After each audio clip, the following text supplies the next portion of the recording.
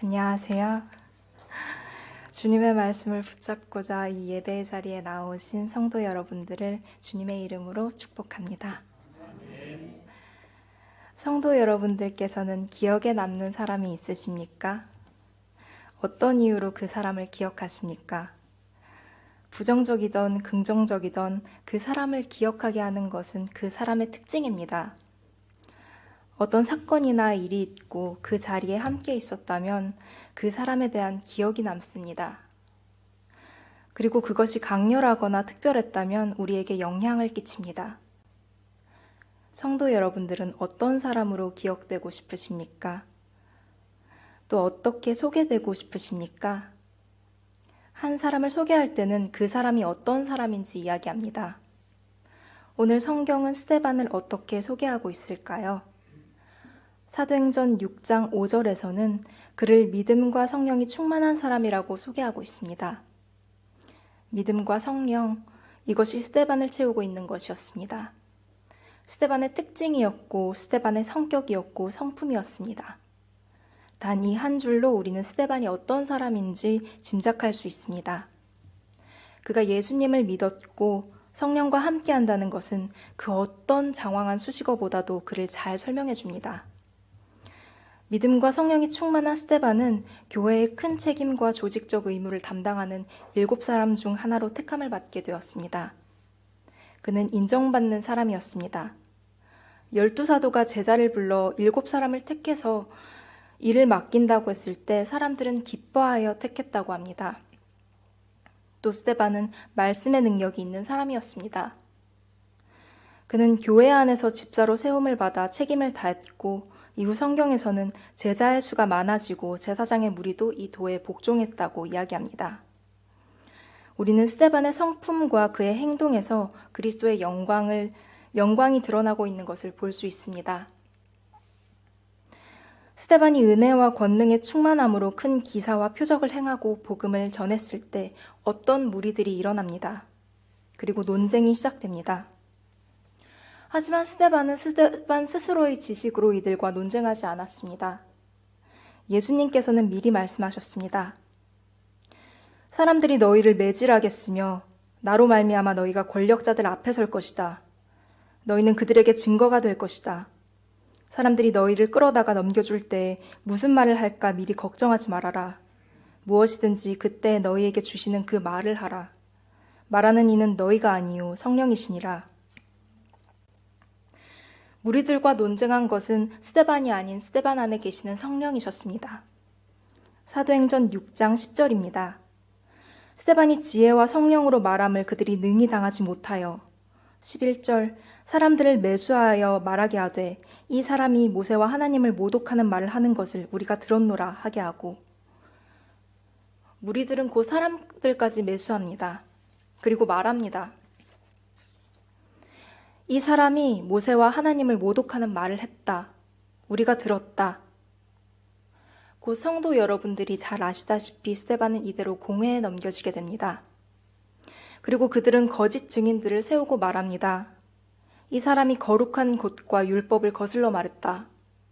나사렛 예수가 이곳을 헐고 모세가 우리에게 준 규례를 고치겠다 함을 우리가 들었다. 잠시 이 부분을 주목하길 원합니다. 여러분, 내가 들었다가 아닙니다. 우리가 들었다입니다. 그들은 거짓 증인들을 세웁니다. 이것은 신명기 19장에 기록된 모세가 그들에게 말한 법에 근거한 것입니다. 두세 증인의 입으로 그 사건을 확정하라 라는 모세의 법입니다. 그들은 이 법을 지켜 증인을 세울 때 한 사람이 아닌 2명 이상의 증인을 세웠습니다. 하지만 여기에는 참 큰 모순이 있습니다. 신명기 19장 15절에서 20절 말씀을 제가 잠깐 읽겠습니다.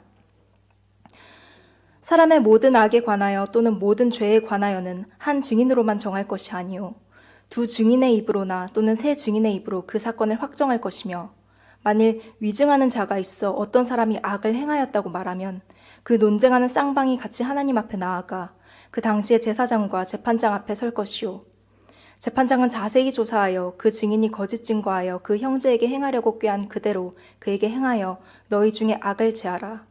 그리하면 그 남은 자들이 듣고 두려워하여 다시는 그런 악을 너희 중에 행하지 아니하리라. 사랑하는 성도 여러분들, 지금 이상한 것을 눈치채셨습니까? 이들은 이미 율법을 잘 아는 자들입니다.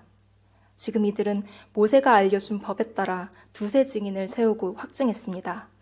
하지만 그 뒤에 이어지는 위증과 거짓, 모함에 관한 것은 지키지 않고 있습니다. 곧 거짓 증인들은 말합니다. 나사렛 예수가 이곳을 헐고 또 모세가 우리에게 전하여 준 규례를 고치겠다 함을 전하는 것을 우리가 들었다. 그들은 말합니다. 저자가 말했다. 예수가 이곳을 헐고 모세의 규례를 고치겠다고 했다. 여러분, 참 치사하다고 생각이 들지 않으십니까? 우리는 분명히 압니다. 그들의 증언이 왜 거짓 증언인지 말입니다. 예수님께서는 말씀하셨습니다. 너희는 성전을 헐라. 내가 사흘 동안에 일으키리라. 내가 율법이나 선지자를 폐하러 온 줄로 생각하지 말라. 폐하러 온 것이 아니오 완전하게 하려 함이라. 진실로 너희에게 이르노니 천지가 없어지기 전에는 율법의 1.1획도 결코 없어지지 아니하고 다 이루리라. 그들은 자신이 좋을 대로 해석해서 듣습니다. 좋을 대로 골라서 뽑았습니다.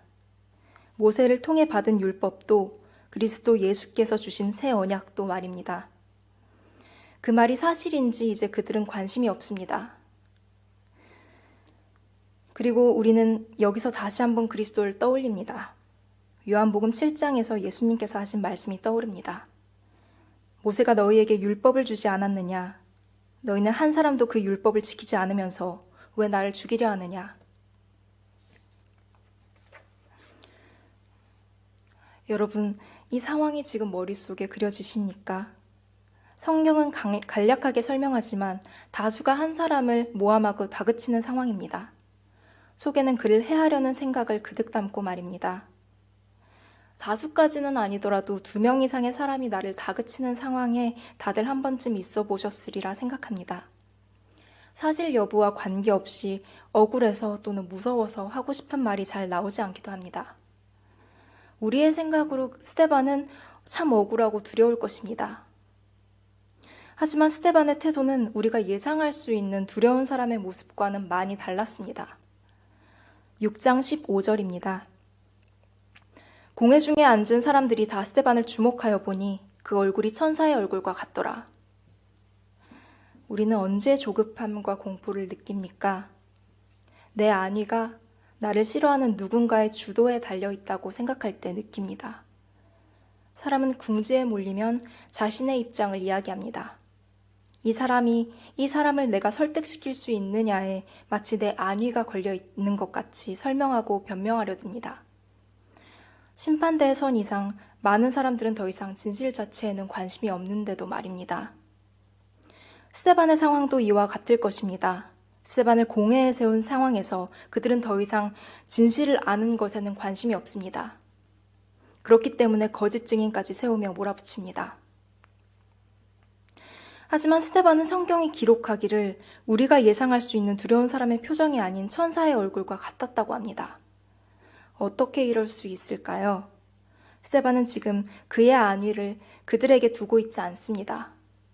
그에게 허락된 발언의 시간 동안 자신을 해명하려 하지 않습니다. 스데반은 지금 사람들 앞에서 사람에게 심판받는 것이 아니었습니다. 스데반이 유일하게 심판의 자리에 서야만 한다면 그것은 그를 온전하게 바라보고 심판하실 수 있는 유일한 한 분, 그리스도 주님 앞이었습니다. 사랑하는 성도 여러분들, 어느 상황에서도 성령과 말씀의 능력을 붙잡고 있는 한 우리가 신경 쓰고 두려워해야 하는 한 분은 영원한 심판자와 구원자 되시는 그리스도 한 분뿐이십니다. 그의 천사 같은 표정에서 다시 한번 그리스도의 영광이 나타납니다. 여러분, 스데반은 헬라파 유대인이었습니다. 지식인이었습니다. 대표적인 헬라파 유대인인 스데반인 그가 예수님을 믿을 때 그들은 유대교가 크게 흔들릴 것이라는 것을 예상했습니다. 그래서 그들은 스데반을 제일 먼저 내몰았습니다. 지금 스데반을 둘러싸고 그를 죽이려고 드는 사람들은 스데반이 알고 있을 사람들일 가능성이 큽니다. 이전까지 함께 율법을 이야기하던 사람들이 거짓 증인까지 세워가며 율법을 거슬렀다고 몰아갑니다. 정말 스데반이 율법을 모르고 율법을 거슬렀다고 생각해서일까요? 그들은 율법을 이용하고 있습니다. 이제 그들이 스데반이 하나님 앞에서 잘못했느냐가 아니라 지금 우리들 앞에서 잘못했느냐를 신경 쓰기 시작합니다. 곧 대제사장은 스데반에게 말합니다. 이것이 사실이냐? 사람은 궁지에 몰리면 자신을 변호합니다. 내 상황을 설명하고 내 입장을 설명합니다. 하지만 이미 성도 여러분들이 다 잘 아시다시피 스데반은 자신의 변호나 자신에 대한 변명을 하지 않습니다. 뒤이어 사도행전 7장 스데반의 설교가 이어집니다. 스데반의 설교는 아브라함부터 시작합니다. 고발한 자들과 자신의 공통점, 믿음의 조상 아브라함의 이야기를 꺼냄으로써 시작합니다. 귀중한 말씀이지만 지금은 스데반의 설교 중 모세 이야기에 조금 더 집중하길 원합니다. 7장 34절입니다. 내 백성이 애굽에서 괴로움을 받음을 내가 확실히 보고 그 탄식하는 소리를 듣고 그들을 구원하려고 내려왔느니 이제 내가 너희를 애굽으로 보내리라 하시니라. 35절입니다. 그들의 말이 누가 너를 관리와 재판장으로 세웠느냐 하며 거절하던 그 모세를 하나님은 가시나무 떨기 가운데서 보이던 천사의 손으로 관리와 속량하는 자로서 보내셨으니 36절입니다. 이 사람이 백성을 인도하여 나오게 하고 애굽과 홍해와 광야에서 40년간 기사와 표적을 행하였느니라. 그들은 누가 너를 관리와 재판장으로 세웠냐 말하면서 모세를 거절했다. 하지만 하나님은 모세를 그를 관리와 속량하는 자로 보냈다. 그는 백성들을 인도하여 냈고 기사와 표적을 행했다. 사랑하는 성도 여러분들, 누군가가 떠오르지 않으십니까? 사람의 육신을 입으시고 이 땅에 우리를 구원하러 오셨지만 고난과 핍박을 받으신 그분, 그럼에도 우리를 끝까지 사랑하셔서 포기하지 않고 구원으로 이끄시는 한 분 그리스도이십니다.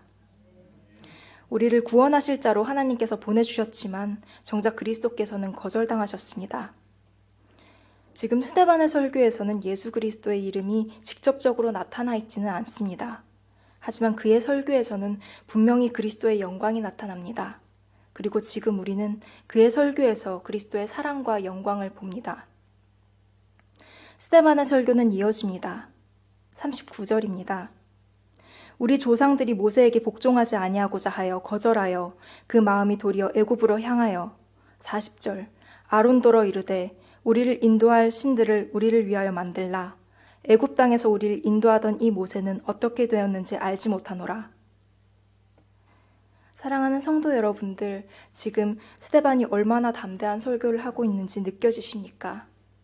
지금 스데반은 모세의 율법을 거슬렀다는 누명을 쓰고 공회에 고발당해 있습니다. 하지만 스데반은 말합니다. 우리 조상들이 모세에게 복종하지 않고 거절했다. 그 마음이 애굽으로 향했고 그들은 말했다. 우리를 인도할 신들을 만들어라. 모세는 어떻게 되었는지 우리가 모른다. 우리의 조상들이 거슬렀다. 스데반은 지금 자신들을 고발한 이들을 향해서 자신의 그리고 그들의 조상이 모세를 거슬렀다고 고발하고 있는 것입니다. 44절입니다. 광야에서 우리 조상들에게 증거의 장막이 있었으니 이것은 모세에게 말씀하신 이가 명하사 그가 본 그 양식대로 만들게 하신 것이라. 스데반은 말합니다. 우리 조상들이 그것을 받아 이방인의 땅을 점령할 때 여호수아와 함께 가지고 들어갔고 다윗까지 이르렀다. 다윗이 하나님의 처소를 준비하게 해달라고 기도했고 솔로몬이 그것을 지었다. 성전에 대해서 이야기하고 있습니다. 스데반의 고발은 이어집니다.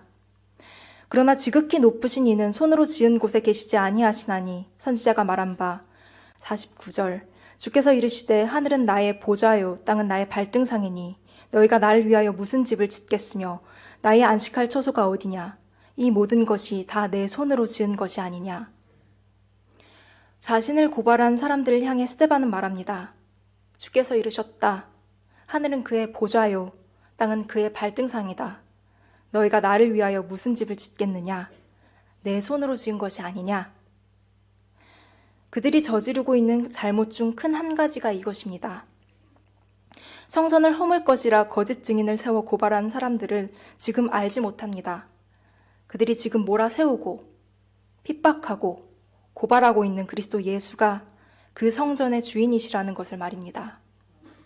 그들은 누구를 향해 고발하고 있는지조차 모르고 있다는 것입니다. 사도행전 7장 51절입니다. 목이 곧고 마음과 귀에 할례 받지 못한 사람들아, 너희도 너희 조상과 같이 항상 성령을 거스르는도다. 너희도 너희 조상과 같이 성령을 거스른다. 너희 조상들이 의인이 오시리라 예고한 그들을 죽였다. 이제 너희는 그 의인을 잡은 사람이고 살인한 자다. 너희는 천사의 율법을 받고도 지키지 않았다. 참 무서운 말입니다. 이제 조상에 대해 고발하던 스데반은 자신들을 고발한 자들을 고발하기 시작합니다. 그들은 크게 잘못 생각하고 있습니다. 율법을 이미 잘 알고 육체의 할례를 받았기 때문에 자신들은 이미 구원을 받았다고 생각하고 있는 것입니다. 그래서 스데반은 이야기합니다. 목이 곧고 마음과 귀에는 할례 받지 못한 자들아, 너희 조상들이 의인이 오시리라 예고한 그들을 죽였고 이제 너희가 그 의인을 잡은 자고 살인자다. 여러분 참 신기하지 않으십니까? 그의 발언 그 어디에도 그리스도 예수가 직접 언급되어 있지는 않습니다. 하지만 그의 발언과 그의 하는 행동 모든 것이 지금 그리스도 예수와 그의 영광을 나타내고 있습니다. 그의 담대한 태도에서 또 본질을 정확하게 꿰뚫는 그의 설교에서 우리는 다시 한번 그리스도를 발견합니다. 그들은 스데반의 설교를 통해서 마음이 찔렸습니다. 그때 스데반은 하늘을 우러러 주목합니다. 그리고 그는 보게 됩니다. 하나님의 영광과 예수께서 하나님 우편에 서신 것을 말입니다.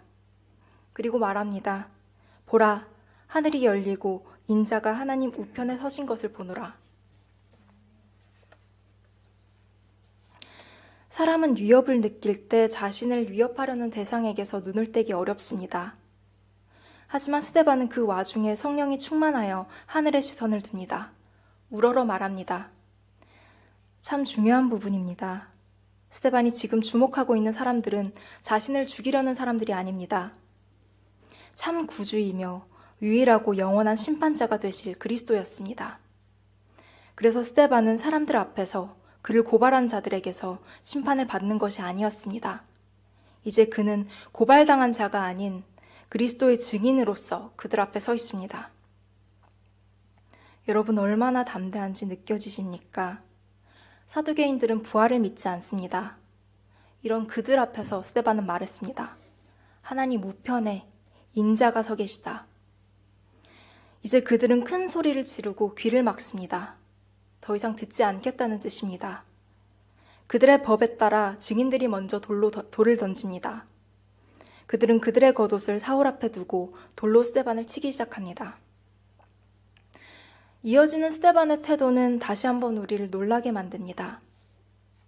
오늘 본문 중 두 구절을 제가 다시 한번 읽기를 원합니다. 그들이 돌로 스데반을 치니 스데반이 부르짖어 이르되 주 예수여 내 영혼을 받으시옵소서. 무릎을 꿇고 크게 불러 이르되 주여 이 죄를 그들에게 돌리지 마옵소서.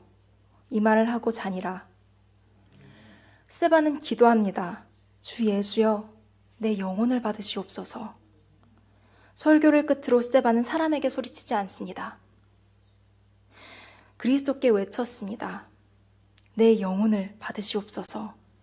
그리고 그는 무릎 꿇고 부르짖어 기도했습니다. 주여 이 죄를 그들에게 돌리지 마옵소서. 어떻게 이럴 수 있을까요? 답은 모두 성경에 적혀 있습니다. 스데반은 성령이 충만한 사람이었습니다. 그 안을 채우고 있는 것은 성령이셨습니다. 스데반의 성격과 성품이 성령이셨다는 것입니다. 내가 누구이기에 이스라엘 자손을 애굽에서 인도하여 내리이까 묻던 모세를 기억하십니까? 그런 모세에게 하나님께서는 이렇게 답하셨습니다. 내가 반드시 너와 함께하리라. 하나님이 함께 계신다는 사실이 그의 정체성이 되었습니다. 더 이상 모세가 말을 잘 못한다거나 그가 누구인지는 상관이 없어졌습니다. 하나님께서 함께 하셨을 때 모세는 영원히 잃지 않을 그의 정체성을 얻었습니다. 그리고 지금 스데반은 성경이 기록하고 있습니다. 그는 성령과 함께했고 그리스도를 믿었고 하나님의 말씀과 함께했다는 사실 자체가 그의 정체성이었습니다. 그래서 그의 마지막 기도는 이렇습니다. 내 영혼을 받으시옵소서. 이 죄를 그들에게 돌리지 마시옵소서. 스데반의 기도에서 우리는 다시 한번 한 분을 떠올립니다. 아버지, 내 영혼을 아버지 손에 부탁하나이다. 아버지, 저들을 사하여 주시옵소서. 자기들이 하는 것을 알지 못함이니이다. 십자가에 달려 외치셨던 그리스도 예수십니다. 스데반의 기도는 주님과 닮아 있습니다. 스데반의 성품으로 그리스도와 그의 영광이 나타났습니다. 또 스데반의 삶으로 그리스도와 그의 영광이 나타났습니다. 스데반이 마지막으로 기도했을 때 그의 모든 삶과 그가 감당해낸 모든 핍박은 그리스도 예수의 영광으로 돌아갔습니다.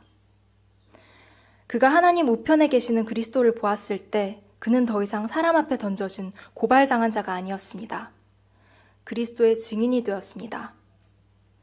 흔히들 스데반을 승리한 증인이라고 이야기합니다.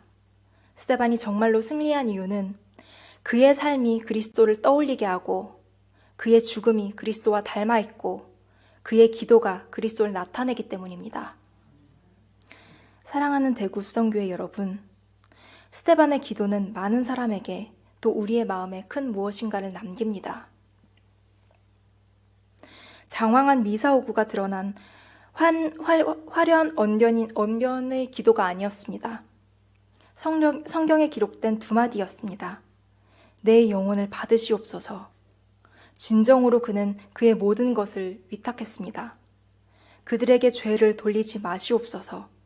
진정으로 그들을 끝까지 붙잡고 용서하고 복음을 전했습니다. 이 기도를 끝으로 그는 잠에 듭니다. 그의 이 땅에서의 사역은 그리스도를 떠올리게 하는 기도로 끝이 났습니다.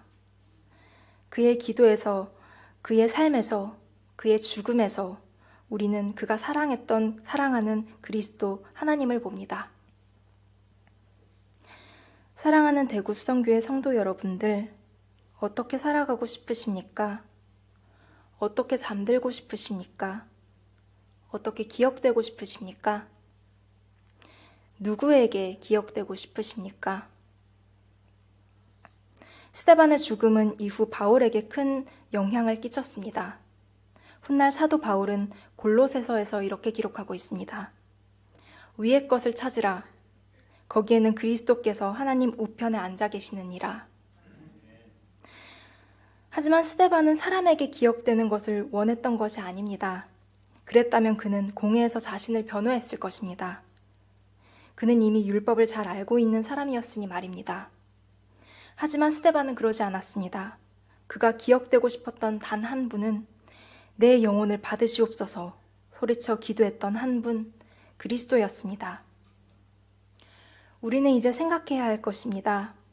우리가 어떻게 살아가야 할 것인지, 어떻게 잠들 것인지, 어떻게 기도할 것인지 말입니다.